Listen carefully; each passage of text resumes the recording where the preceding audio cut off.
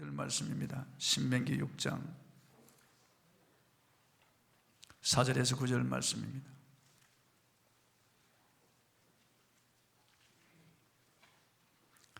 신명기 6장 4절로 9절 말씀, 제가 봉독에 올리겠습니다. 271쪽에 있는데요, 제가 가진 성경은 4절에서부터 봉독하겠습니다. 이스라엘아 들으라. 우리 하나님 여호와는 오직 유일한 여호와이시니 너는 마음을 다하고 뜻을 다하고 힘을 다하여 내 하나님 여호와를 사랑하라. 오늘 내가 네게 명하는 이 말씀을 너는 마음에 새기고 내 자녀에게 부지런히 가르치며 집에 앉았을 때든지 길을 갈 때든지 누워 있을 때든지 일어날 때든지 이 말씀을 강론할 것이며 너는 또 그것을 내 손목에 메어 기호를 삼으며 너 미간에 붙여 표로 삼고 또 내 집 문설주와 바깥문에 기록할지니라. 아멘. 부모들이여 들으라. 이런 주제로 오늘 말씀을 통해서 은혜를 나누겠습니다. 이스라엘이여 들으라. 그렇게 쉐마 그렇게 시작되죠. 부모들이여 들으라, 그 말씀이에요. 작년 뉴스토마토 머리 제목이 우울한 한국, 무서운 한국, 정신건강 빨간불이었습니다. 즉 한국의 정신건강에 빨간불이 켜졌다는 것입니다. 언제부터니? 스트레스는 입에서 떠날 줄 모르는 단어가 됐고 일상에서 분노 조절이 잘안돼 작은 일에도 화를 내고 폭력적인 반응을 보이는 사람이 늘어가고 있습니다. 우울하고 무기력에 빠진 사람들도 많아졌고 자살률은 여전히 세계 제1입니다. 국제사회조사 프로그램이라고 하는 단체에서 조사한 바에 의하면 한국 우울감 경험률은 13.2%로 세계 최고 수준입니다. 29개국 평균 7.3%와 비교해도 3.8포인트 높았고 스위스 1.7%, 미국 4.8%, 독일 5.4%, 네덜란드 5.9%, 노르웨이 6.4% 등 주요 선진국에 비하면 2배 내지 3배가 많게 나왔습니다. 조병희 서울대 보건대학원 교수는 내가 불행하도록 느낄수록 타인에 대한 불만, 사회에 대한 불만이 표출되어 나타난다고 했습니다. 인터넷 댓글을 보십시오. 자기 취향이 아니면 막 욕을 하고 저주합니다. 어떤 특정 후보를 동조하는 그런 세력들은 그 특정 후보에 대해서 극렬하게 동조하고 다른 사람들에 대해서 비난하고 저주합니다. 대한정신건강학회 조사 결과 한국인 50%가 분노 조절 장애를 겪고 있고 10%는 심각한 수준으로 치료가 필요한 것으로 드러났습니다. 특히 10대, 20대 비율이 가장 높습니다.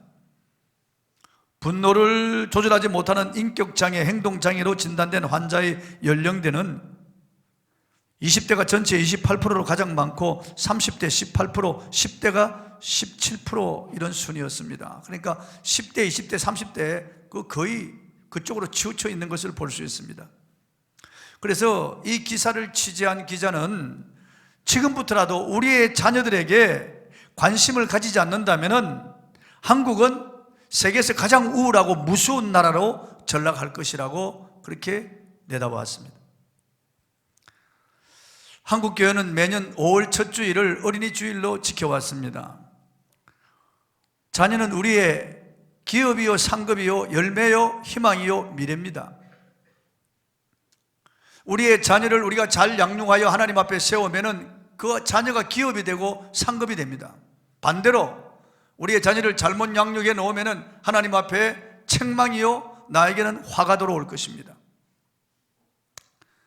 인도에서 폭발적인 교회 성장을 이끌고 있는 사티시 쿠마르 목사는 이렇게 말했습니다.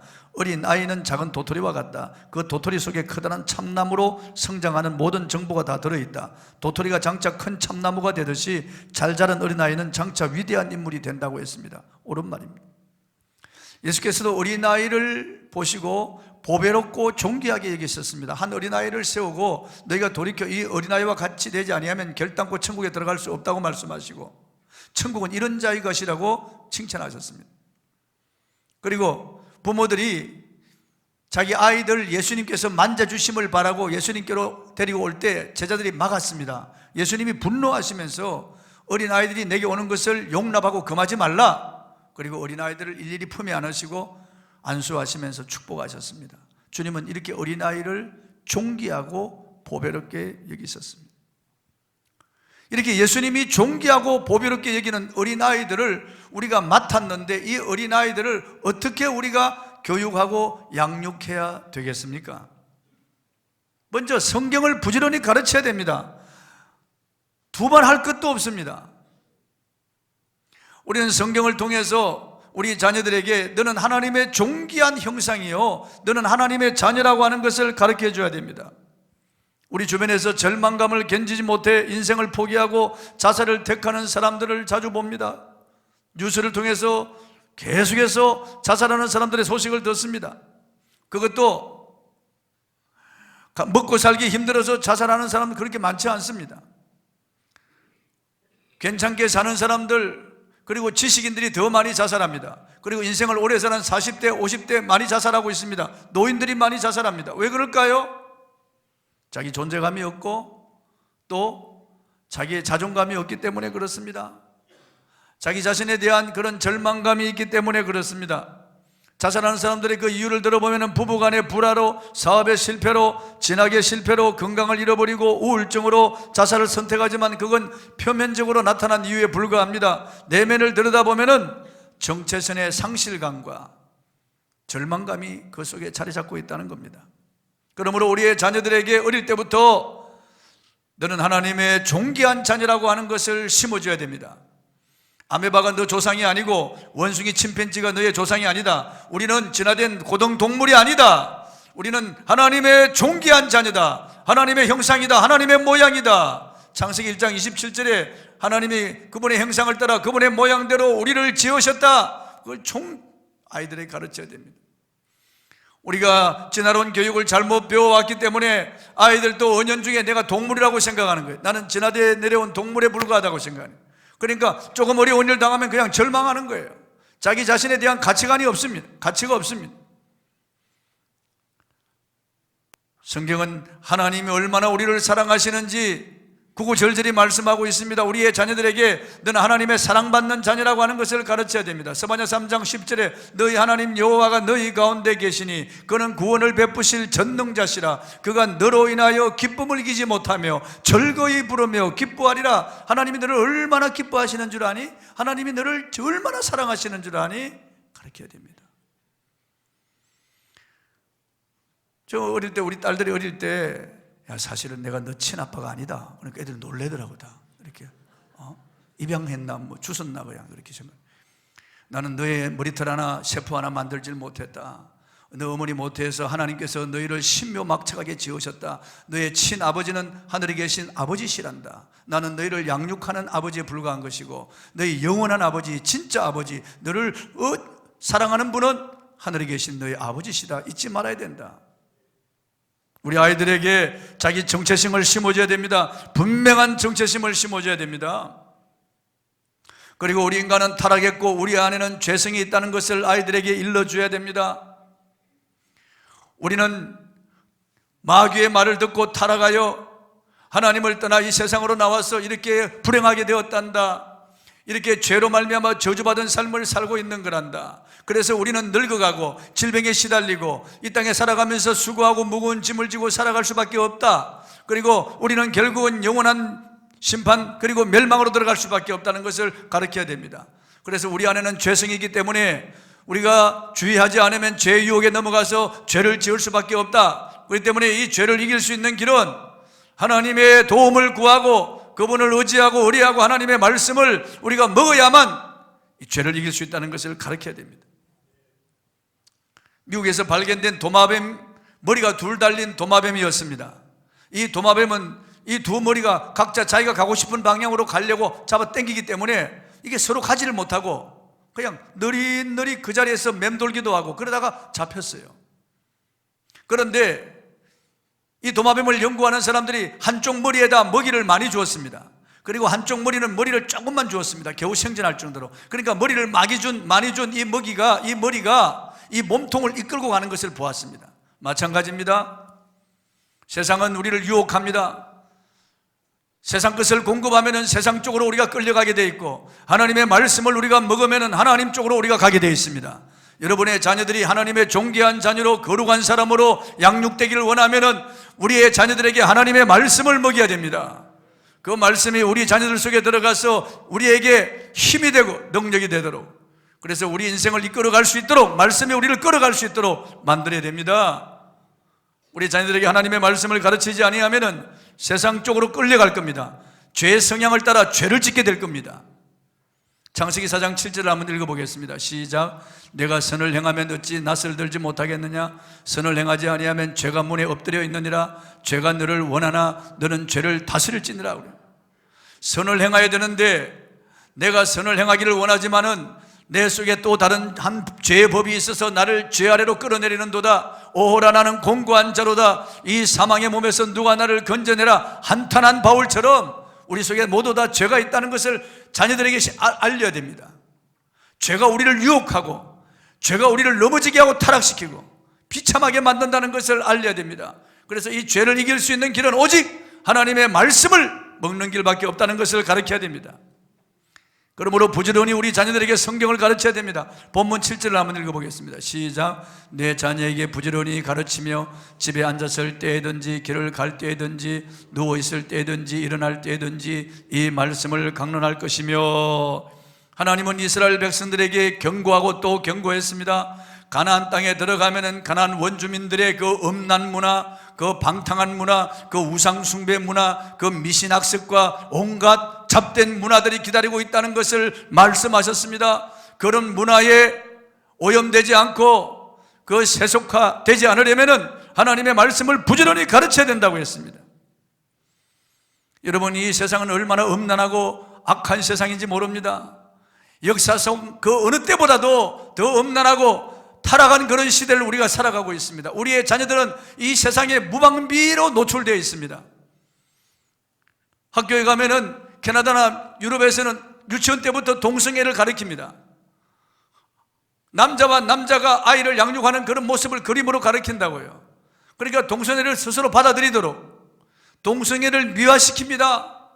세상이 지금 이렇게 되어가고 있고 인터넷, 스마트폰 뭐다 할 것 없이 온갖 죄가 범람하고 있는 그런 세대를 우리가 살아가고 있습니다. 노아 시대보다, 소돔과 고모라 시대보다 더 음란하고 더 방탕한 시대에 우리가 지금 살아가고 있는데 우리의 자녀들을 그냥 그대로 세상으로 내보내서는 결코 안 된다는 거예요. 하나님의 말씀을 부지런히 가르쳐야 된다고. 하나님의 말씀으로 양육하지 아니하면은 우리의 자녀들은 이 세상 속에 죄에 오염되고 더럽혀질 것이고, 그리고 그만 타락하게 될 것이에요. 그러면 우리 눈에 눈물이 되어 돌아옵니다. 잘 양육한 자녀는 부모의 멸류관이지만은 자녀들 교육에 등한히 하면 부모의 원수가 되고 결국은 부모 눈에 피눈물을 흘리게 만드는 겁니다. 아무것도 가질 것이 없습니다. 그러므로 우리의 자녀들에게 부지런히 가르쳐야 됩니다. 부모가 먼저 신앙의 본이 되어야 됩니다. 본문 5절 6절을 한번 읽어보겠습니다. 시작. 너는 마음을 다하고 뜻을 다하고 힘을 다하여 내 하나님 여호와를 사랑하라. 오늘 내가 내게 명하는 이 말씀을 너는 마음에 새기고. 그랬어요. 부모가 먼저 마음을 다하고 뜻을 다하고 힘을 다하여 하나님을 사랑해야 됩니다. 부모가 먼저 하나님의 말씀을 마음에 새겨야 됩니다. 부모가 먼저 성경 읽는 모습을 아이에게 보여줘야 되고 기도하는 모습을 아이에게 보여줘야 됩니다. 제 막내딸이 임신했다는 말을 듣고 내가 그랬어요. 야, 성경을 통독해라. 너 뱃속에 있는 아기가 4주만 되어도 말을 다 알아듣는다. 그래서 너가 성경을 통독해라. 그냥 읽는 게 아니고 너가 입으로 소리 내어서 성경을 읽어라. 창세기부터 계시록까지 너 아이가 뱃속에 있는 동안에 성경 한 권을 통독해라. 그렇게 하겠다고 그랬어요. 그래서 전화할 때마다 내가 영상통화를 할 때마다 하고 있는지 확인했습니다. 뱃속에 있을 때 성경 한 권을 통째로 다 읽었다는 거예요. 소리 내어서 창세기부터 계시록까지 다 읽었다는 거예요. 그러면 엄마도 읽으면서 자기에게 영향이 되고 아이도 다 듣는 거예요. 부모가 먼저 하나님을 사랑하고 부모가 먼저 성경을 읽는 모습을 보여줘야 됩니다. 말로만 해서는 안 돼요. 미국에서 4명의 성직자가 여러 번역 성경 가지고 있는 장점에 대해서 서로 토의하고 있었습니다. 한 사람은 간결하면서도 아름다운 문체를 가진 킹 제임스 버전이 좋다고 했습니다. 또 다른 사람은 보다 문자적이고 히브리어 헬라 원문에 가까운 미국 표준 번역 성경 ASV가 좋다고 했습니다. 세 번째 사람은 가장 새로운 단어로 번역된 현대어 성경이 가장 좋다고 했습니다. 하지만 네 번째 목사는 침묵을 지키다 의견을 묻자 나는 우리 어머니가 번역한 것을 가장 좋아합니다. 어머니는 성경 말씀을 실제 생활로 옮겨 놓으셨습니다. 그래서 저는 그것이 지금까지 제가 보았던 성경 번역 가운데 가장 믿을 만한 번역이라고 확신합니다. 이렇게 말했습니다. 참 그의 어머니는 훌륭한 어머니입니다. 하나님 말씀대로 살아낸 분입니다. 자녀에게 성경을 보여주신 분입니다. 오늘날 우리 가정에서 해야 할 가장 중요한 일은 부모가 자녀들에게 성경 읽는 모습을 보여주고 가정 예배를 인도하는 모습을 보여줘야 됩니다. 함께 성경을 돌아가면서 읽고 찬송하고 그러면서 경건한 모습을 보여줘야 됩니다. 영화 아름다운 비행을 보면은 기러기 새끼들이 자기들을 부화시킨 소녀를 어미로 착각하고 그 뒤를 따라다니는 장면이 나옵니다. 기러기는 알에서 부화되어 나오면서 처음 보는 것을 어미로 기억하는 본능이 있는데 이것을 전문 용어로 임프린팅이라고 부릅니다. 오리에게 실험을 했는데 오리도 역시 마찬가지였습니다. 처음 보는 것을 어미로 착각하는 거예요. 이것은 우리의 자녀들에게도 그대로 적용됩니다. 예를 들어 부모가 텔레비전을 자주 보면서 애들에게 야 텔레비전 보지 말고 가서 공부해. 그게 교육 효과가 있겠습니까? 엄마가 스마트폰을 계속 들여다보고 이렇게 만지작거리면서 애들에게 스마트폰 그거 그만 봐. 그거 공부해. 아무리 외쳐도 단 1%도 효과가 없습니다. 사도 바울은 나를 본받으라고 했습니다. 참 훌륭한 분입니다. 어떻게 나를 본받으라고 할 수 있겠습니까? 저는 어제 텔레비전을 보았는데 70세가 훨씬 넘은 노부부가 나왔어요. 그 집에 아직 결혼하는 막내 아들 같았는데요, 기자가 물었습니다. 앞으로 결혼하면은 어떤 여성을 택하겠느냐. 그러니까 우리 어머니와 같은 여자를 아내로 맡기를 원합니다. 우리 어머니처럼 이렇게 착하고 참신한 이런 분, 우리 어머니처럼 이렇게 믿음 좋은 이런 분을, 이런 사람 내 아내로 맞이하기를 원합니다. 그럼 앞으로 어떤 사람이 되기를 원합니까? 내 아버지와 같은 사람이 되기를 원합니다. 우리 아버지는 정말 믿음이 좋은 그런 장로님이시고 우리 아버지는 정말 인품과 덕이 훌륭한 분입니다. 제가 정말 우리 아버지를 생각할 때마다 제가 본받을 만한 그런 아버지십니다. 저는 그걸 보면서 참 저 장로님과 권사님은 참 인생 성공했다. 어떻게 아들의 입에서 저런 말이 나올까? 가장 존경하는 사람이 자기 아버지고 가장 사랑하는 사람이 자기 어머니라는 거예요. 그리고 방에 들어가 보니까 십자가가 달려있고 방마다 십자가가 달려있고 그리고 성경 구절이 쫙 방마다 그냥 그런 많은 액자가 다 성경 구절 액자들이에요. 그렇게 꾸며놓았어요. 그런 가정에서 자라고 그런 경건한 분위기에서 자란 이런 사람들이 어떻게 세상에서 헛된 길을 갈 수 있겠습니까? 요한 웨슬리의 어머니 수산나는 19명의 자녀를 낳아서 모두 훌륭한 인물로 키워낸 모범적인 어머니입니다. 수산나는 항상 자신이 성경을 읽고 기도하는 모습을 보여주었습니다. 그리고 오후가 되면 자식들을 빙 둘러앉히고 가정예배를 드리면서 성경을 똑같이 나누어서 읽는 그런 시간을 가졌습니다. 5살이 되면 영어를 가르쳐 먼저 창세기부터 읽게 했습니다.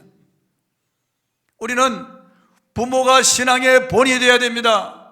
부모가 하나님을 경외하는 모습을 보이고 부모가 성경을 사랑하는 모습을 보이고 부모가 기도하는 모습을 보이고 부모가 교회를 사랑하는 모습을 보여야 됩니다. 식탁에 둘러앉아서 교회 비방하고 담임 목사 비방하고 있고 다른 성도 비방하는 이런 말을 들은 아이는 지옥으로 가는 거죠. 그 영혼이 지옥으로 떨어지는 거죠. 본문 8절 9절을 한번 읽어보겠습니다. 시작. 너는 또 그것을 내 손목에 메어 기호를 삼으며 내 미간에 붙여 표로 삼고 또 내 집 문설주와 바깥문에 기록할지니라. 손목에 메어 기호로 삼는다, 미간에 붙여 표로 삼는다. 이게 무슨 말입니까? 행동으로 보여주라는 거예요. 삶으로 보여주라는 거예요. 아무리 입으로 말하는 것보다도 삶으로 보여주는 교육이 훨씬 더 효과가 있습니다. 말없이 보여주는 것이 천마디 만마디 하는 것보다 훨씬 더 신앙교육에 효과가 있습니다. 우리의 자녀들을 교회 학교 맡긴다고 안심할 것이 아닙니다. 여러분, 일주일에 한 번 교회 학교에서 잠깐 말씀을 듣고 예배 드리는 것, 그것으로 우리 아이들이 잘 양육된다고 생각합니까? 천만에요. 성경은 교회 학교에 자녀들을 맡기라고 말씀하신 적이 없습니다. 부모가 자녀들의 신앙교육을 하라고 성경을 말씀하고 있고, 부모에게 엄중한 책임을 묻고 있습니다. 부모가 가르쳐야 됩니다. 부모가 본이 되어야 됩니다. 가정에서 신앙교육하는 것이 너무나 중요합니다. 부모들은 주님의 대리자라고 하는 것을 알고 자녀를 하나님 앞에서 양육해야 됩니다. 그럼 어떻게 양육해야 되겠습니까? 먼저 아버지는 자녀를 축복해야 됩니다. 얼마 전 영국에서 가장 나쁜 아버지에 대한 설문조사를 한 결과 찰스 황세자가 영국에서 가장 나쁜 아버지 가운데 3위로 뽑혔습니다. 어버이날 카드를 받을 자격이 없다고 했습니다. 최근에 윌리엄 왕세손은 어릴 적에 그 어머니 다이애나 비를 잃고 눈물로 세월을 보냈다고 고백을 했습니다. 아버지가 바람을 피워서 그 어머니가 가슴앓이 하다가 나가서 파파라치에 쫓겨서 교통사고로 죽었는데 그게 윌리엄 왕세손에게 가슴에 한이 되었다는 말이에요. 물론 좋은 아버지가 되는 길은 쉽지 않습니다. 하지만 누구나 좋은 아버지가 되고 훌륭한 아버지가 될 수 있는 길이 있습니다. 바로 자녀를 축복하는 겁니다.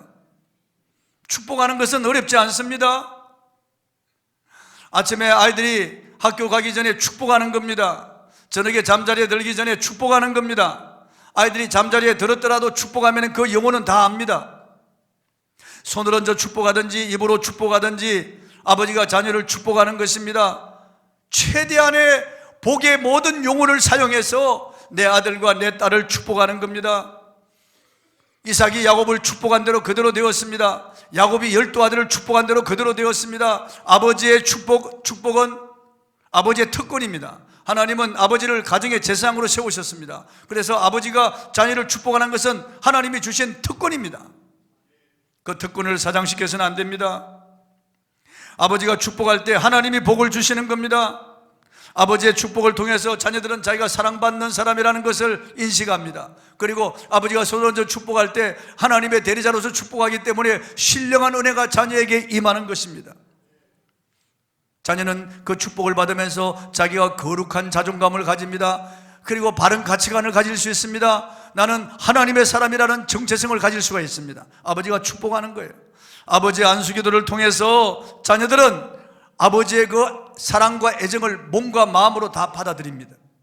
손에는 우리 몸의 감각기관 전체의 3분의 2 이상이 집중되어 있고 손가락 하나에 8,000개의 감각기가 달려 있어서 긴밀한 정서의 교감이 이루어진다고 인체학자들은 말했습니다. 그래서 혼수 상태에 있는 사람도 손만 잡아주면 맥박의 변화가 일어난다는 것입니다. 가정에서 아버지들이 믿음으로 축복하면 자녀의 미래가 그대로 될 겁니다. 또 어머니는 자녀를 사랑으로 양육해야 됩니다. 미국의 갤럽조사연구소 통계에 의하면 어머니 없이 자란 아이들은 약물에 중독될 확률이 어머니의 따스한 사랑을 받고 자란 아이보다 무려 23배나 높은 것으로 나타났습니다. 또 어머니 없이 자란 딸들이 가출할 확률은 어머니가 있는 아이들보다 32배나 높게 나타났습니다. 뿐만 아니라 어머니가 있긴 있어도 그 역할을 제대로 못해줬다고 생각하는 아이들의 학업 성취도는 어머니의 존재와 사랑을 느끼며 자라온 아이들의 절반에도 미치지 못했습니다. 찰스 황세자는 그의 아버지 필립 공이 군인 출신으로 엄격했고 엄한 훈치를 할 때가 많았습니다. 어머니 엘리자베사 2세는 국정에 바빠서 자식을 돌볼 수 있는 여유가 없었으며 차가운 성격으로 아들을 껴안아주거나 키스를 해준 적이 없다고 했습니다. 어린 시절부터 하루 30분밖에 어머니를 볼 수 없었고 대부분 유모와 함께 지냈습니다. 한 번은 엘리자베스 여왕이 6개월간 영국을 순회하고 여행에서 돌아와 악수를 나눈 것이 애정 표현의 전부였다고 회상했습니다. 애정에 굶주려있던 찰스가 이 가부의 다정다감에 빠져서 가정을 파탄으로 몰아넣고 결국 그 수치는 부모에게 돌아갔고 그 상처는 자식들에게 돌아간 겁니다. 과거 프랑스에는 모두 69명의 왕이 있었습니다. 그 중에서 백성들로부터 진정한 사랑과 존경을 받았던 왕은 생루이, 루이 7세, 앙리 4세 불과 3사람밖에 없었습니다. 나머지는 다 폭군이고 독재자였습니다. 그런데 이 3사람은 백성들의 아픔을 알고 상처를 싸매준 왕들이었습니다.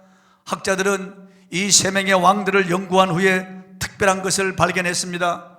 다른 왕들은 유모의 손에서 길러졌지만은 유독 이 세 명의 왕들은 친어머니의 손에 의해서 길러졌고 어머니의 품에서 젖을 먹고 어머니와 대화를 나누며 어머니의 사랑을 많이 받고 자랐다는 것을 알게 되었습니다. 그 결과 인격적으로 좋은 정서를 가졌고 넓은 마음과 관용 그리고 좋은 인간미를 갖춘 왕이 될 수가 있었던 것입니다.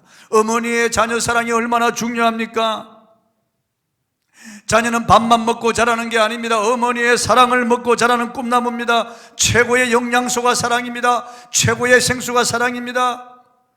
사랑을 주면 동물도 알고 식물도 알고 광물도 압니다. 이런 강대산도 사랑으로 닦으면 윤이 나는 거예요. 식물에게 사랑을 주면 열매를 훨씬 더 많이 맺습니다. 동물에게 사랑을 주면 윤이 나고 더 오래 삽니다. 건강합니다. 사랑은 어떤 의약품보다 좋은 약입니다.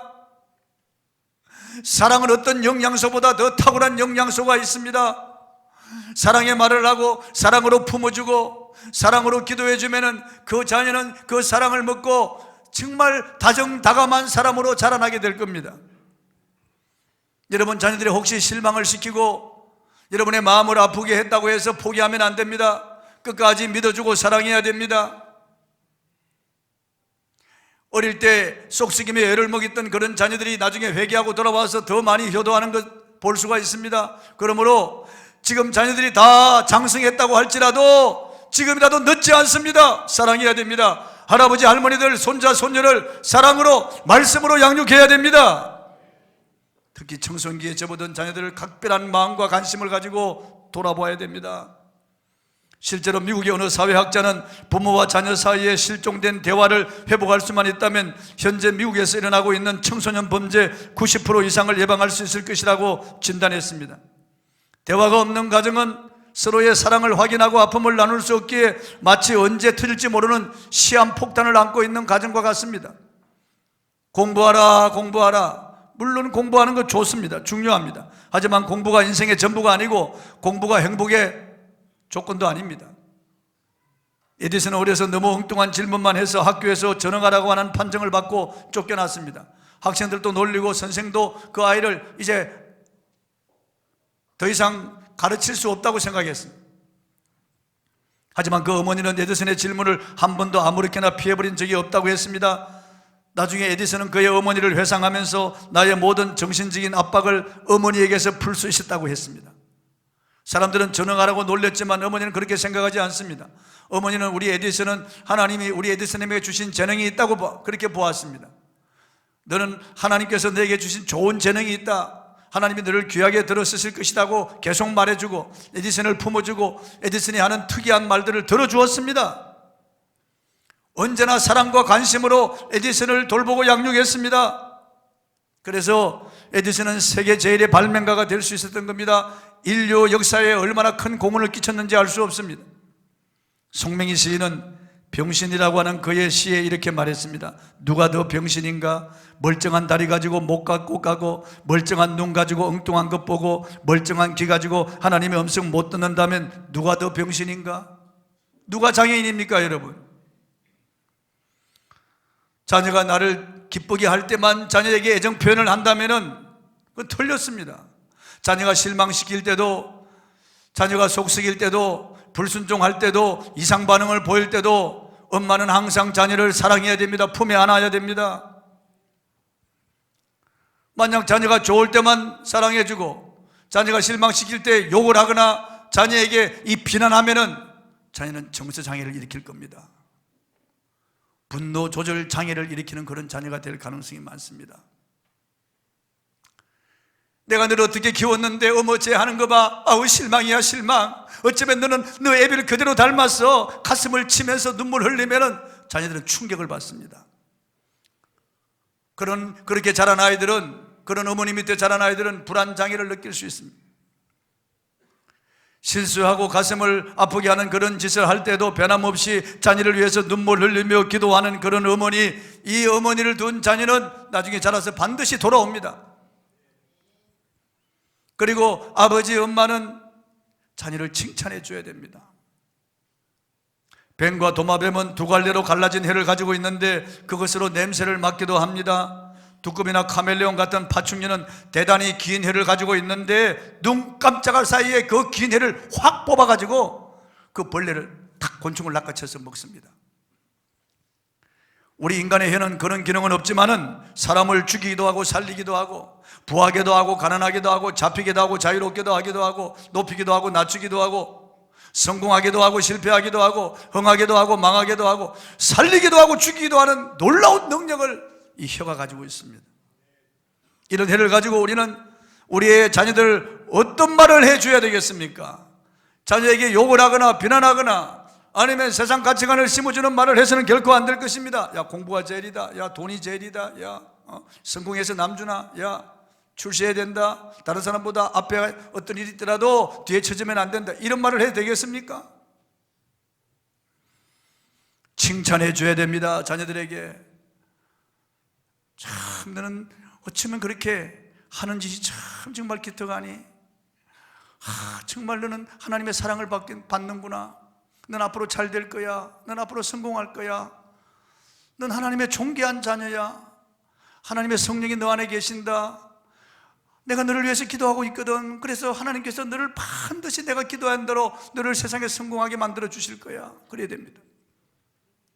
하나님의 신이 너와 함께하고 하나님의 손이 너를 붙들어 너를 인도해 주실 거야. 야, 세상에서 혹시 어려움을 당하더라도 기죽지 마. 야, 두려워하지 말고 놀라지 말라. 하나님이 너와 함께 하시기 때문에 반드시 결과는 잘 되게 해 주실 거야. 칭찬해야 됩니다. 가정에 칭찬이 풍성하면 그 가정은 행복한 가정입니다. 우리 주님은 모든 사람이 비난하고 상대해 주지 않던 삭개오를 보시고 이도 아브라함의 자손이로다. 오늘 구원이 내 집에 임하였도다 칭찬했습니다. 성질 급한 시몬을 보시고 너는 너 이름을 앞으로 개바라고 해라. 개바라고 하리라고 그랬어요. 베드로 칭찬해 주었습니다. 나다나엘을 보시고 너는 참 이스라엘이다. 내 속에 간사한 것이 없다고 칭찬해 주었습니다. 세례요한을 보시고 여인이 낳은 자 중에서 세례요한보다 큰 자가 없다고 칭찬해 주었습니다.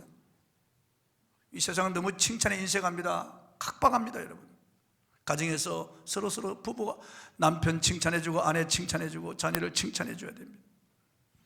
지금 천국에 가셨지만은 영세교회 김종수 목사님의 책을 제가 읽어보았습니다. 이분은 어머니에게 반항하고 술로 세월을 보내며 어머니를 모욕하고 늙으신 어머니를 괴롭힌 과거를 회개했습니다. 그가 회개한 글을 적은 책이었습니다. 그 책에서 어머니에게 막걸리 받아오라 그러고 늦게 받아오면 욕하고 막걸리 주전자를 엎어버리기도 하고, 그렇지만 그 어머니는 너는 장차 큰 인물이 될 것이다. 너는 귀한 하나님의 종이 될 것이다. 그렇게 칭찬하고 축복해 주셨다고 합니다. 그런 나중에 회개하고 신학을 해서 목사가 되었고, 저 중량천에 영세교회를 개척해서 담임하면서 큰 교회를 이루었고 한국교회 사랑의 목자의 귀감이 되셨습니다. 그의 큰아들 김충렬 목사가 뒤를 이어서 2대 담임 목사가 되었습니다.